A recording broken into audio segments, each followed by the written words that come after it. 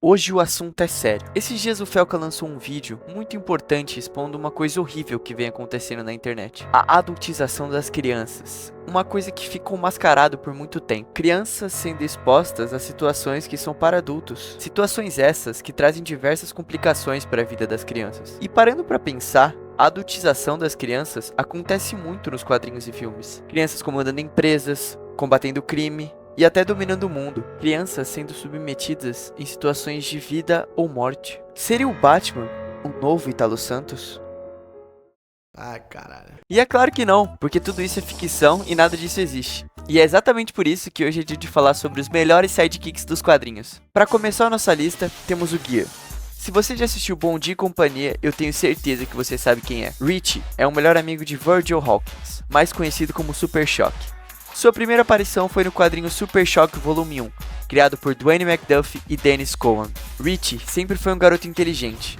Antes, ele era apenas um nerd da cadeira para o Virgil, criando seus gadgets e ajudando ele a acabar com os vilões. Mas com a exposição dos mesmos químicos que deram poderes ao Super Shock, sua inteligência e poder de manipular a tecnologia aumentaram 1000 vezes. E com isso, ele construiu uma armadura tecnológica insana para lutar contra o crime de Dakota City junto com o Super Shock. A próxima da lista é a Hit Girl, conhecida como Mindy McCready. Sua primeira aparição foi em Kick-Ass número 3, criada pelos gênios Mark Millar e John Romita Jr. Diferente da maioria dos sidekicks, ela não se juntou a um herói. Ela foi treinada desde criança pelo seu pai, para se tornar uma verdadeira máquina de combate contra o crime. Uma exímia lutadora de apenas 11 anos, que após a morte de seu pai se juntou com Kick-Ass, que além de ajudar ele no combate, também o treinou. Hit Girl ficou tão popular que ganhou sua própria série de quadrinhos em 2012, chamada só Hit Girl, onde ela viaja pelo mundo dando porrada em uns marmanjos. E claro, não dá pra falar da Hit Girl sem mencionar o cinema. Foi interpretada pela grande Chloe Grace Moretz, no filme Kick-Ass 1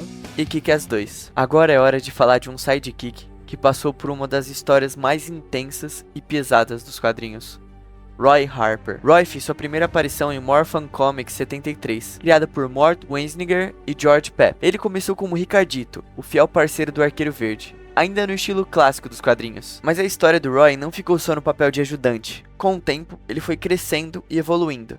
Diferente de muitos dos sidekicks que nunca saem da sombra do mentor, Roy buscou sua própria identidade. Primeiro, ele virou Speed. Depois passou a atuar como Arsenal, e em algumas fases até como Arqueiro Vermelho. Roy também foi um dos primeiros membros do Jovens Titãs, mas o que realmente marcou o personagem foi um episódio sombrio na vida de Roy. Em Lanterna Verde e Arqueiro Verde número 85, vinha uma das histórias mais polêmicas da época, onde é revelado que Roy é viciado em heroína. Essa foi a primeira vez que um sidekick enfrentava um problema tão real e pesado nos quadrinhos. Essa HQ foi tão chocante que ganhou o selo de aprovação do Comics Code Authority, que era um selo que proibia as crianças de comprarem os quadrinhos, algo raríssimo. E é claro, na série Arrow, ele foi um personagem muito importante para a trama, interpretada pelo ator Colton Haynes. Chegou a hora de falar de um dos sidekicks mais incríveis da Marvel, o Máquina de Combate, também conhecido como James Rhodes, ou só Rhodey para os mais íntimos, um coronel da Força Aérea dos Estados Unidos que foi contratado por Tony Stark para ser seu piloto particular. Eu sou só babá, né? Então quando você estiver precisando trocar a fraldinha, obrigado, avisa o tio. Que no futuro acabaria se tornando seu melhor amigo. Ele teve sua primeira aparição nos quadrinhos em Homem de Ferro número 118, e só depois de 10 anos acabou se tornando Máquina de Combate. Em Homem de Ferro número 281, Tony estava muito doente depois de uma batalha mortal, e não conseguiu usar mais sua armadura. Enquanto isso, os Mestres do Silêncio estavam atacando as indústrias Stark, e sem conseguir fazer nada, à beira da morte, Tony faz um último pedido para o seu melhor amigo, pedindo que ele use sua nova armadura para deter esses vilões. E assim foi criado o Máquina de Combate, que não era apenas uma cópia do Homem de Ferro, mas um herói com sua identidade própria. Ele foi tão amado pelos fãs que até ganhou uma série de quadrinhos própria, chamada Máquina de Combate, lançada em 1994, mostrando que ele sim poderia ser um herói sem depender do Tony, e que agora nos cinemas acabou se tornando o sucessor do Homem de Ferro. O próximo da lista é um parceiro que nasceu nas profundezas do oceano e conquistou seu próprio espaço na DC, o Aqualad. A primeira versão do Aqualad foi Garth, criado por Robert Bernstone e Ramon Frandon, estreando em Adventure Comics número 269. Ele era um jovem atleta que foi rejeitado pela sua tribo porque ele tinha nascido com olhos roxos, algo que era visto como uma maldição. Mas ao invés de desistir, ele encontrou o Aquaman, um mentor e um amigo. Juntos, eles formaram uma das duplas mais clássicas dos quadrinhos. O Garth não ficou só como sidekick, Com o tempo, ele se reinventou e adotou uma nova identidade de herói, o Tempestor, com poderes mágicos ligados à Atlântida. Kaldur foi criado por Brandon Vietti, Gray Westman e Phil Bourassa para a animação Young Justice de 2010, sendo o primeiro líder da equipe. Kaldur fez tanto sucesso que depois foi incorporado oficialmente aos quadrinhos em Dia Mais Claro, número 4. O Aqualad é filho de Black Manta, um dos maiores vilões do Aquaman. O poder de Kaldur é diferente de todos os Atlantes. Ele pode criar armas feitas de água sólida, usando o eletromagnetismo para criar espadas, chicotes e martelos, um poder que o Aquaman nem sonha em ter.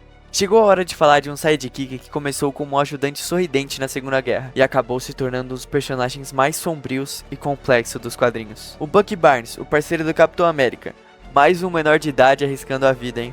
Bucky Barnes apareceu pela primeira vez em Capitão América número 1, criada por Joe Simon e Jack Kirby. Na época, o Capitão foi pensado para ser um símbolo contra nazistas, e a Marvel achou que um ajudante jovem tornaria o herói ainda mais popular com o público. Foi assim que surgiu o Bucky, um garoto órfão que acabaria se tornando o mascote do exército, e depois parceiro oficial do Steve Rogers. Durante a guerra, Bucky lutou lado a lado com o Capitão América, contra o Caveira Vermelha, a Hydra e outros vários inimigos. Mas em uma missão para desarmar um avião-bomba, ele acabou sendo morto. E em 2005, no arco Soldado Invernal, escrito por Ed Brubaker, a Marvel revelou que Bucky não tinha morrido. Ele foi encontrado pelos soviéticos e transformado no assassino lendário conhecido como Soldado Invernal, armado com um braço de metal e sem memórias do passado. Quando finalmente ele reencontrou o Capitão América, Bucky volta a se lembrar de quem era e se redime, e até chega a assumir o manto de Capitão América após a morte temporária de Steve Rogers.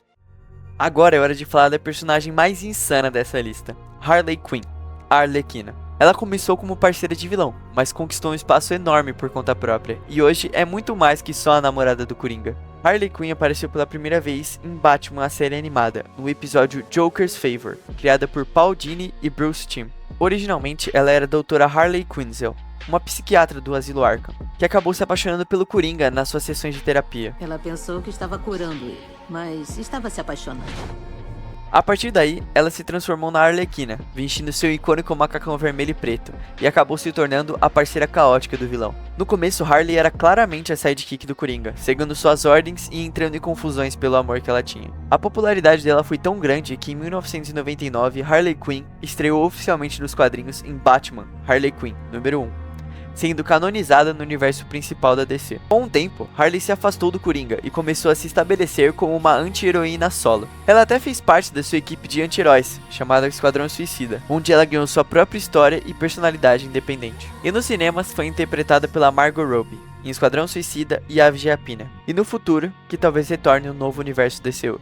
O próximo da lista é o Miles Morales. Ele começou como um adolescente normal do Brooklyn, mas rapidamente se tornou um dos heróis mais queridos da Marvel. Miles Morales apareceu pela primeira vez em Ultimate Fallout número 4, criada por Brian Michael Bendis e Sarah Pichelli. Ele era um jovem afro-latino que, assim como Peter Parker, foi picado por uma aranha geneticamente modificada e adquiriu poderes de aranha. Miles foi criado após a morte de Peter Parker no universo Ultimate. Diferente do Peter, o Miles tem mais algumas habilidades muito maneiras, como o poder Venom e o poder de camuflagem. Peter Parker atuou como mentor de Miles, ensinando como usar seus poderes e como salvar as pessoas. E agora, Miles vem ganhando cada vez mais espaço, já com seu último filme da trilogia engatado para os próximos anos e com os jogos do Aranha do PlayStation, o Miles é para muitos o melhor Aranha de todos. Miles também se juntou a várias equipes nos quadrinhos, como os Vingadores, o Spider-Verse e os Jovens Vingadores. E agora, com certeza, o cara mais rápido dessa lista.